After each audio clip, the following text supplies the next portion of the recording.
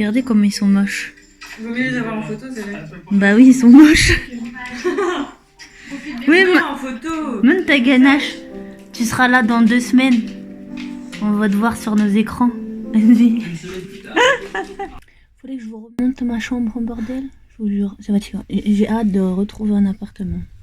En fait, cette semaine, il y a une de mes petites cousines qui fait son stage de 3e et du coup, elle le fait avec mon beau-père. Et comme elle fait ses horaires pour que ce soit plus simple, elle vient dormir à la maison. Elle dort pas tous les jours parce qu'il y a 2 jours où il est en congé. Bah, il a fallu que je lui laisse l'accès au petit lit, sauf que bah, moi, mon petit lit, je m'en sers pour stocker plein de trucs comme vous avez pu voir. Donc là, tous ces trucs, bah, ils se retrouvent au sol. Alors du coup, là, il a fallu que je tasse la caisse et ça qui sont normalement le long du lit. Vous voyez, moi, ça après c'est pas gênant, d'habitude c'est par terre, mais du coup là on retrouve la plante, obligée de mettre là. Donc je galère à accéder aux meubles. Là, tous les sacs là, normalement, eh ben, ils sont sur le lit. Le sac de déco de Noël, normalement, il est juste là, derrière sur le lit. Ces boîtes là, pareil, elles sont cachées sur le lit. Et puis là, vous avez là, tout ça là, tous ces coussins d'habitude, pareil, ils sont là au fond du lit. Cette caisse-là, elle va sur mon bureau, je sais pas pourquoi elle est là. Et ça, c'est ma caisse avec mes pulls qui, techniquement, va là aussi. Et mes fringues à repasser qui sont normalement là aussi, vous voyez, comme d'habitude, quoi. Donc là, c'est un peu le bordel. Et puis j'ai lui aussi qui est là, comme d'hab. Vous voyez le bordel.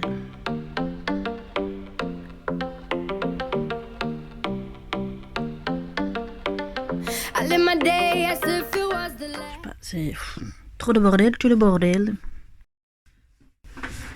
Voilà, du coup c'est comme ça pendant une semaine.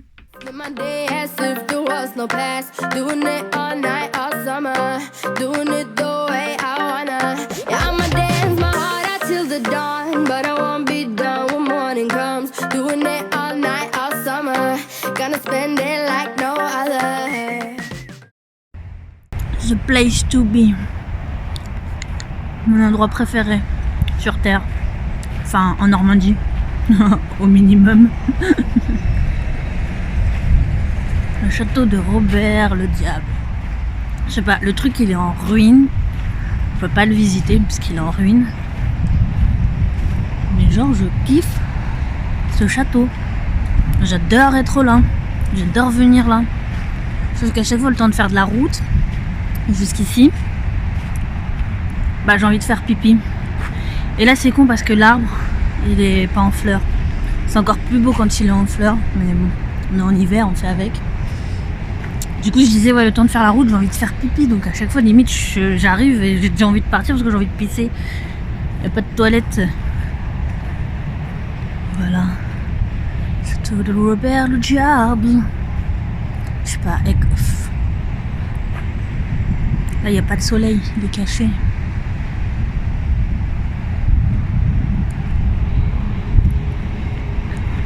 Sachant que si je dis pas de bêtises et si j'ai bien retenu la leçon, parce qu'en fait là tout le long vous avez des panneaux qui vous racontent un peu l'histoire de Robert le Diable. Et en fait ce château là a déjà été détruit et reconstruit il y a quelques années, il y a plusieurs siècles de ça du coup maintenant. Et bah depuis il est en ruine en fait, les gens l'ont laissé en ruine. C'était un peu à l'époque the place to be aussi quoi. C'était ce château-là qui permettait de défendre la Normandie. Là c'était le pont-levis, il y avait le pont pour le relier. Parce que comme vous voyez, bah il y a des trucs là, je crois que ça s'appelait des douves. Pas le droit de visiter. Parce qu'entre en vrai et en caméra ça fait pas pareil parce que en vrai on voit, voilà là, on voyait la scène. It was a crush, but I couldn't get enough. It was a rush, but I gave it up. It was a crush, now I might have wanna said too much, but that's all it was, so I gave it up. I live my day as if it was the last. La meuf elle connaît même pas sa région quoi. Moi je connais Robert le Diable, ça suffit. Et là vous avez la 13 qui passe derrière pour aller, bah du coup si vous allez par là vous allez vers le Havre et si vous allez par là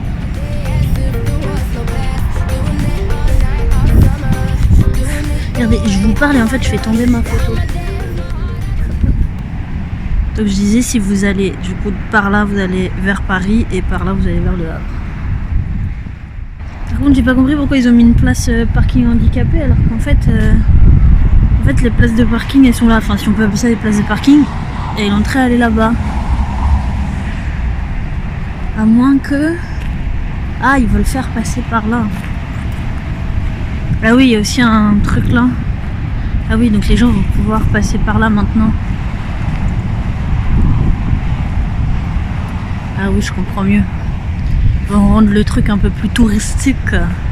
Mais bon, enfin, vous prenez une photo, vous avez le panneau en plein devant, quoi. Super, c'est cool. C'est top, enfin... S'il vous plaît.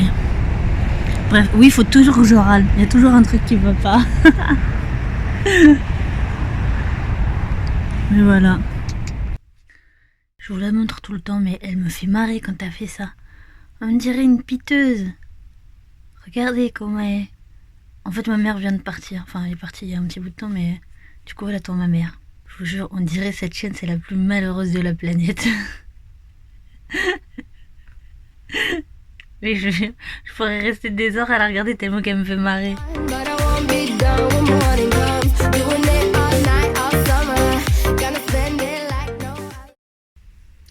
Est-ce que je scrolle le site de la Redoute depuis une demi-heure pour trouver un nouveau canapé?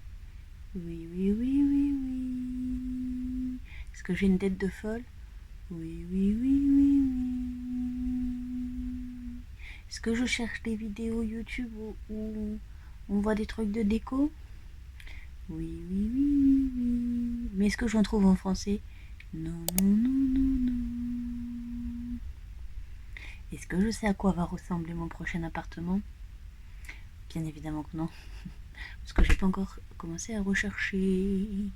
Parce que j'attends le mois de mars pour pas trop payer de loyer. Puisque au plus tard, on signe chez le notaire le 15 mai. Donc je voudrais éviter d'avoir à payer mon crédit pour la maison et les factures pour la maison, ainsi que le loyer et les factures pour l'appartement. Donc j'attends au mois de mars pour prendre l'appartement au 1er avril. Ça me fera un mois et demi sur les deux. Je suis à la recherche d'un canapé convertible. En fait, le délire, c'est que chez moi, j'avais un lit basique, tout simple, et en fait, je l'ai vendu, mais j'ai encore le matelas parce que j'avais encore besoin de dormir, donc je l'ai jamais vendu, j'ai gardé le matelas. Et donc au niveau du lit, on est sur ça, et au niveau du canapé, on est sur où j'ai un canapé qui est très grand, et en fait, c'est ma soeur qui le récupère. Du coup, je suis en mode, il te faut un lit, il te faut un canapé. Bah, fais un 2 en 1 en fait, achète-toi un canapé convertible où il y a un lit dedans. J'ai un matelas quand même, hein, mais non, en fait, je pense que le matelas, on va le vendre. Parce que j'ai jamais aimé dormir dedans, il m'a toujours fait mal au dos. Je cherche des canapés convertibles, et je sais pas pourquoi, j'ai atterri sur le site de la Redoute. J'ai checké vite fait Ikea, et ils avaient l'air un peu moches. Enfin, il y a plein de canapés convertibles. Mais il y a des canapés, en gros, leur convertibilité, c'est le dossier qui s'abaisse. Et en fait, c'est bien quand vous dormez une nuit dedans, mais c'est pas très tip top quand vous dormez plusieurs nuits dedans. Donc là, j'en ai sélectionné 4 ou 5. Sauf que sur les 4 ou 5, il n'y en a qu'un seul en fait qui a un vrai lit dedans. Donc je pense qu'on va partir sur celui-là. Et c'est surtout que je cherche soit gris, soit vert. Gris parce que du coup c'est basique, ça va avec tout, on se prend pas la tête. Pas blanc, parce que c'est très salissant. Et j'ai eu un canapé blanc quand je vivais à Rouen. À Rouen et Le Havre, j'avais un petit canapé blanc qui venait de chez Ikea. Et comment vous dire, entre le chat qui avait fait pipi dessus parce qu'il datait de mes parents, il y avait malheureusement un jour fait une petite tache, et j'ai fait une micro tache, et j'ai voulu nettoyer la micro tache, sauf que on est passé d'une micro tache à une tache un peu plus grande. Donc comme c'était sur l'assise, je mettais un plaid et ça se voyait pas. Et puis après il y avait des taches un peu de saleté avec le temps en fait, vu que c'est blanc. Et il y avait une autre tache, mais alors là on aurait dit une tache de vin alors que je bois pas de vin. Un jour j'enlève mon vernis à ongles qui était rouge, et le coton en fait je le pose sur la coudoir parce que j'ai la flemme de me lever et de mettre au sale. Mais quelle connerie! Quand vous avez un canapé en tissu, ne faites jamais ça. Ne posez jamais votre coton avec du dissolvant et du vernis sur votre coudoir. Après, j'avais une belle tache bordeaux, du coup gris ou sinon vert. Comme je vous ai dit, vert. It was a crush. I kept saying I'ma stay in touch. But that thing went. En fait, j'aimerais m'acheter le fauteuil là, qui vient de chez Ikea. Et oui, si vous avez remarqué, beaucoup de gens l'ont, mais personne ne l'a de cette couleur là. Ou très peu de personnes l'a de cette couleur là. Ce vert là, c'est quasiment le même vert qu'il y avait chez moi. Et comme je retourne dans une location, honnêtement, je vais pas m'amuser à peindre les murs. Je vais les laisser tels quels, c'est-à-dire que généralement ils sont blancs, ils vont rester blancs. Donc je vais ramener mon vert via les meubles. Donc par ce fauteuil. Et donc du coup dans le canapé, j'ai cherché aussi des tons verts, mais enfin vert c'est large quoi. Dans la sélection de verts, vous avez même du bleu gris limite un peu vert, enfin une couleur un peu en fonction de vos yeux. On va pas tous voir la même couleur, mais du coup ça va pas quoi. Donc je pense qu'on va partir sur un gris, c'est très basique, c'est très bien. Après il suffit d'agrémenter avec des coussins en verre. Voilà. Donc je cherche un canapé alors que je ne sais pas du tout la taille de la maison. Je ne sais pas du tout la taille de la maison que j'aurai, maison ou appartement. J'imagine déjà comment je vais aménager le logement alors que je l'ai pas encore. Je sais même pas ce qu'il me reste comme affaire. Faut que je fasse le tri dans mes affaires. J'ai quasiment plus de meubles parce que c'est ma mère qui a récupéré la plupart de mes meubles aussi. Comme c'est du provisoire dans ma tête, je me dis, quand j'ai de nouveau un CDI de plus d'1 an, je me rachète une maison en fait. Je veux pas rester en location parce que franchement, vous savez pas à quel point ça me troue le cul. Mais vraiment, c'est le terme en fait. C'est en train de me faire un autre trou au cul. De retourner en location et de dépenser plus de 500 balles dans un loyer. Ça me déprime. Mais c'est surtout en plus le truc qui est le plus énervant, c'est de se dire, si demain je reprenais un crédit pour une maison, je serais dans les 300-400 euros. Sauf que comme je suis au chômage, les banques ne veulent pas faire de crédit puisque vous êtes au chômage et ils considèrent que sur la durée, vous n'allez pas pouvoir rembourser votre crédit. Donc on considère que je ne peux pas prendre un crédit avec des mensualités qui équivaut du coup à un loyer de 300-400 euros. On va taper sur 400 euros. Par contre, on considère que j'ai les moyens au chômage de prendre un logement avec un loyer situé entre 400 et 500 euros. Pour avoir genre 30 mètres, le max je crois 55 mètres carrés, 50 mètres carrés, on va dire entre 30 et 50 mètres carrés quoi.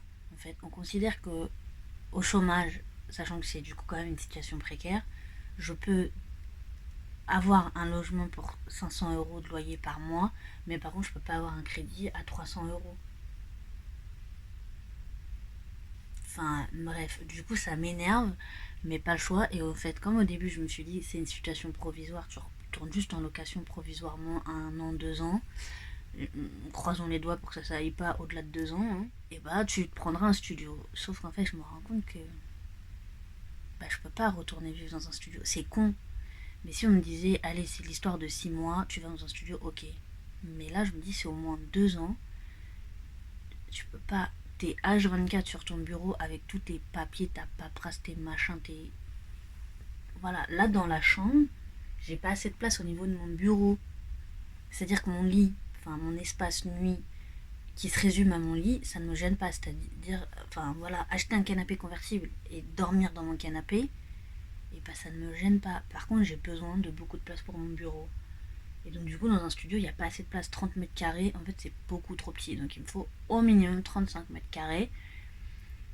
Et si je veux du côté de Rouen ou autre, faut que je sois sur 400, 450. Voilà, en dessous de 400, Rouen je trouve pas. Après, en fait je cherche Rouen et 20 km autour de Rouen, mais 20 km sur le croissant ouest-sud en fait, sud-ouest.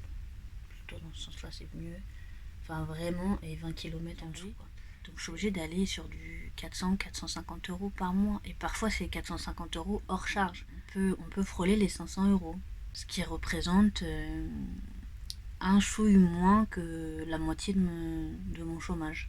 Alors que techniquement, quand vous louez un logement, on part du principe que vous devez gagner 3 fois le loyer, c'est-à-dire être à 33%, ce qui correspond dans un crédit à 33% de taux d'endettement. C'est-à-dire que quand vous faites un crédit à la banque, les mensualités ne doivent pas dépasser 33% de votre revenu, donc un tiers. Parce qu'au-delà, on considère que vous ne pourrez pas payer votre crédit. Donc là, j'ai un peu cherché des annonces de maisons.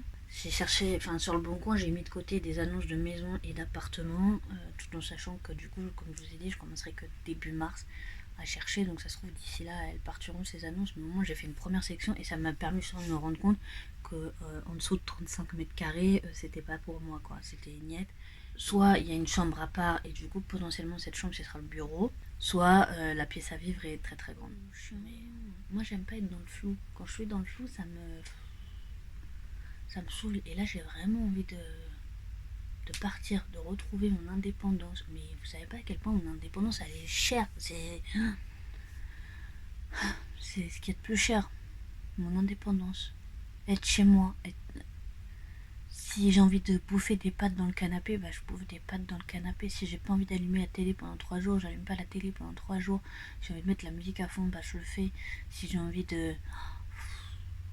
Vraiment, enfin je vous jure, c'est fatigant. Bah, je réfléchis à la déco alors que je sais même pas quoi va ressembler l'appartement. Et puis que j'ai pas non plus des 1000 et des cents pour décorer la déco, sachant que je travaille pas. Je travaillerai, franchement, je m'en foutrais. Parce que je sais qu'il y a le salaire derrière qui suivrait. Alors que là, quand t'as le chômage, tu sais quel salaire tu as, mais tu veux quand même faire attention et mettre de côté, quoi. Puis surtout, il faut renflouer les caisses pour quand je voudrais reprendre un appartement, enfin une maison, puisqu'il va falloir de nouveau avoir un apport pour les banques, en fait, pour qu'elles soient plus favorables au crédit. Donc là, avec la vente de la maison, je vais pouvoir mettre un peu de côté, mais si faut pas que je redépense tout ça dans la déco, quoi, en fait, genre, c'est surtout ça. Je vous jure, des fois, j'ai envie d'écrire des mails aux gens en leur disant, mais en fait, un CV, ça reflète pas vos capacités professionnelles réellement, en fait. En fait, des fois, vous voyez une annonce et vous savez que ça vous correspondrait, et vous savez que vous aurez les capacités d'effectuer ce travail-là. Et non, et comme votre CV colle pas à 100% ou qu'il est un peu compliqué, bah, c'est un peu galère, quoi. Donc ça commence à être pesant parce que ça fait maintenant 1 an et 1 mois que je travaille plus. Puisque je me suis retrouvée en arrêt fin janvier 2020. Et après, j'ai eu ma rupture conventionnelle en août. Mais du coup, ouais, ça fait 1 an et 1 mois que je travaille plus et que j'ai plus de contact professionnel avec des gens. Autant jusqu'à présent ça m'allait, autant là maintenant ça commence à être un peu casse-cou, quoi. Enfin, je suis très casanière, très... j'ai plus le terme. Très solo. J'aime bien être toute seule et tout, mais autant il y a des moments en fait t'as besoin de voir du monde et de voir des gens et là bah t'as plus ça, ça fait 1 an. Donc c'est un petit peu énervant, ça commence à être un petit peu pesant. Et puis alors, parlons pas de Pôle emploi, parce que alors là, Pôle emploi... Alors depuis le mois d'octobre, je sais pas c'est qui, hein. À part savoir que oui, il faut que je me réactualise tous les mois pour qu'il me paye, c'est tout. Sinon, honnêtement, la nana, ma soi-disant conseillère, qui devait me revoir, enfin me recontacter au mois de décembre, mais bon, c'était pas forcément qu'on se voyait de visu, mais par téléphone ou autre, j'attends encore, hein, vraiment. C'est-à-dire que là, je pense que dans 2 ans, quand je sais plus comment ça s'appelle, mes droits seront finis, si j'ai toujours pas de taf, on va pas s'inquiéter de savoir que j'ai toujours pas de taf et tout ça. C'est-à-dire que là, on va pas me dire, bah peut-être qu'il faut faire une formation ou machin ou truc. Non, non, non, non, non, que nenni, que tcha, nada, c'est comme si t'existais même pas. De toute façon, quand tu vas les voir, ils te proposent des jobs, ça n'a rien à voir avec qui tu es, ce que tu es, machin et tout. Et en fait, c'est juste qu'elle s'est pas pris la tête. Elle a regardé les annonces qu'il y avait Barentin, Villarecal et dans le coin, qui potentiellement correspondaient à peu près à mes critères. Et en fait, elle est en train de me lire les annonces. Ouais, mais meuf, en fait, ça, je peux le faire moi-même de chez moi. Qu'est-ce que tu me fais déplacer dans ton agence pour me dire ce genre de truc? Alors que l'annonce, et du coup elle fait, je vous les imprime. Ben oui, vas-y. Tu un arbre pour m'imprimer un truc que je peux avoir moi-même sur mon ordinateur, en fait, que je peux retrouver l'annonce via mon ordinateur. Parce que après, pour postuler, comme l'annonce elle est sur leur site, on postule via Pôle emploi, puisque t'as pas toujours le nom des sociétés. Donc, en fait, j'avais juste besoin de la référence de l'annonce, tu me la donnes, je la note sur mon téléphone et je vais la rechercher sur mon ordinateur. En fait, pas besoin, puisque dans le papier qu'elle imprime, t'as aucune adresse mail ou autre pour envoyer ton CV, donc t'es obligé de repasser par le site de Pôle emploi, ou je sais pas, mettez une section envoyer aux candidats, enfin, où du coup tu m'envoies l'annonce. M'imprime pas la truc, quoi. Enfin, voilà, vraiment pas doué. Enfin, ils ont des techniques. Après, c'est pas forcément elle, hein, c'est la technique qu'on leur apprend, mais. Bah, je vais m'arrêter là, ça fait 29 minutes que je parle. Mais pourquoi me plaindre? Mais en fait, j'aurais dû appeler cette chaîne les plaintes d'Alex. Je pense à un autre mot, mais j'arrive pas, je suis au bout de la langue. Ma vie, elle est calme, mais j'ai beaucoup de choses sur lesquelles râler, hein, malgré tout. Malgré cette tranquillité. Et je sais pas, hier, j'ai eu envie de commencer celui-là. Blue Moon, l'esprit de la lagune. Et c'est le tome 2. Le premier, c'était Strawberry Moon, la fille de la lagune. Et en fait, de temps en temps, vous avez des dessins.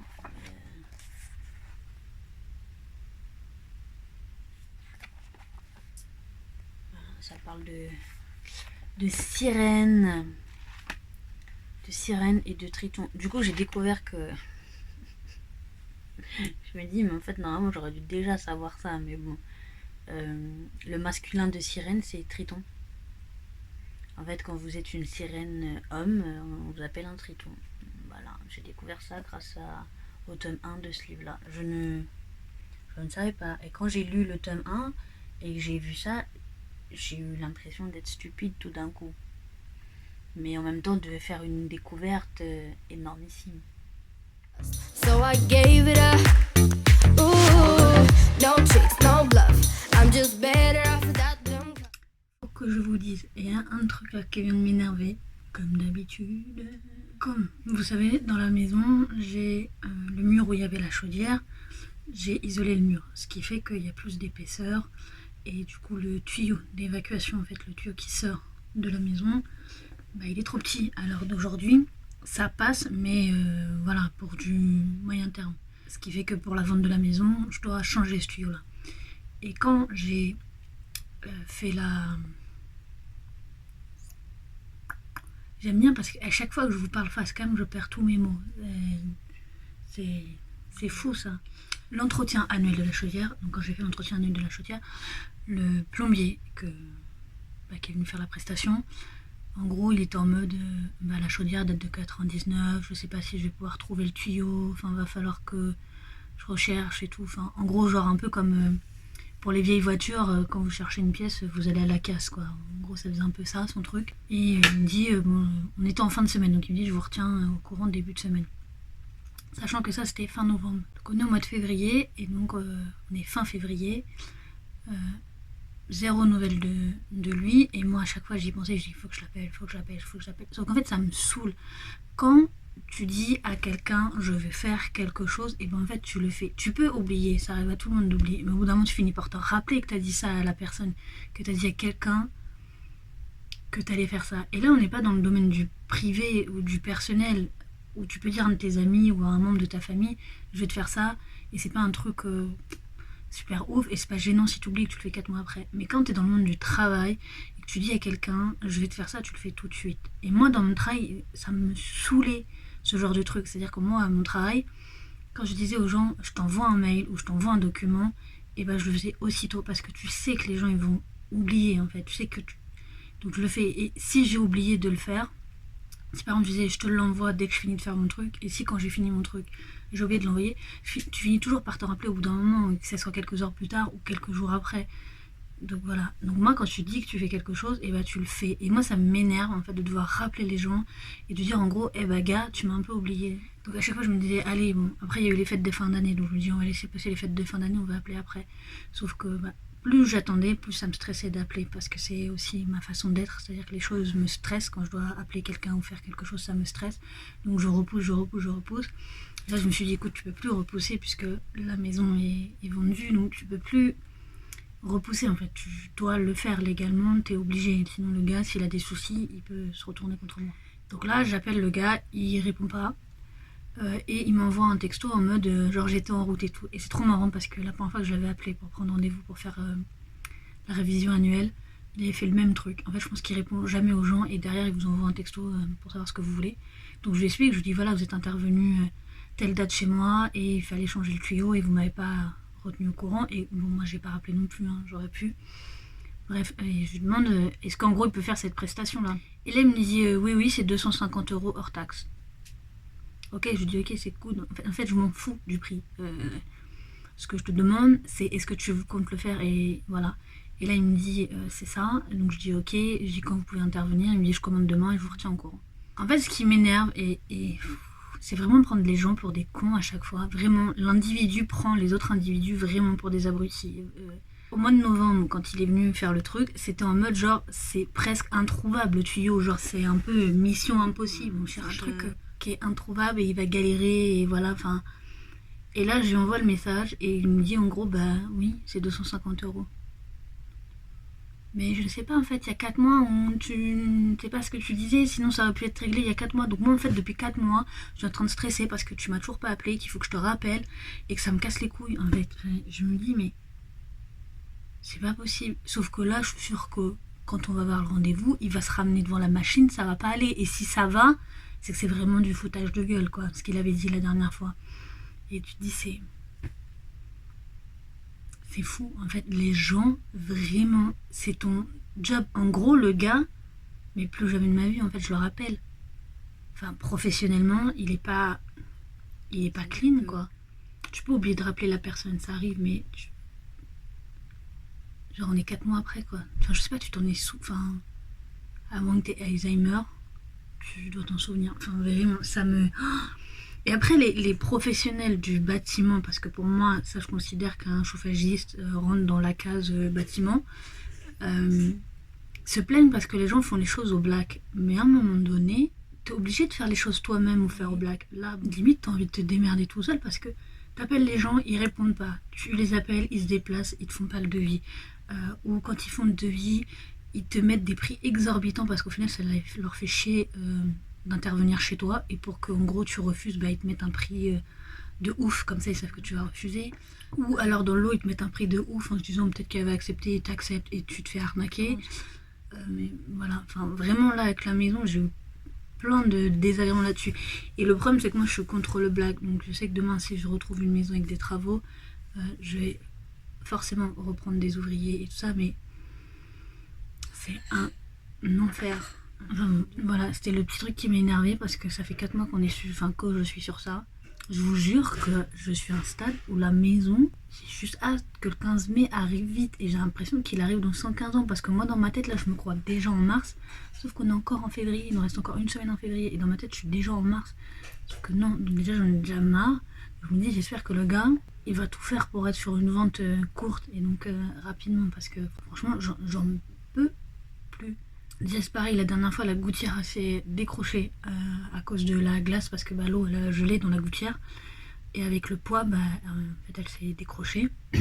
Enfin il n'y a que la moitié qui s'est décrochée et heureusement il y avait justement bah, le tuyau de la chaudière qui sort de la maison qui a tenu la gouttière parce que sinon en fait ça l'aurait carrément tordu, donc il aurait fallu que je rechange toute la gouttière hein, et t'as pas envie de racheter une gouttière, donc j'ai dû aller casser la glace dans la gouttière pour enlever toute la glace et après raccrocher la gouttière parce qu'en fait elle est trop lourde parce que c'est une gouttière en zinc donc c'est lourd et il fallait refixer et en fait il y avait 3 fixations qui étaient parties donc il faut fixer les en même temps quasiment en fait les fixations pour être bien. Et là j'arrivais pas donc mon beau-père a dû venir m'aider donc on a fait l'aller-retour dimanche dernier donc bah, hier en fait bah, pour qu'il m'aide à la refixer quoi. Et en plus de toute façon j'aurais même pas pu la fixer parce que je n'ai pas pensé à déviser les vis, enfin, j'ai joué la blonde encore une fois là-dessus et de toute façon elles étaient un peu trop serrées pour moi, c'est mon beau-père qui a dû les desserrer pour...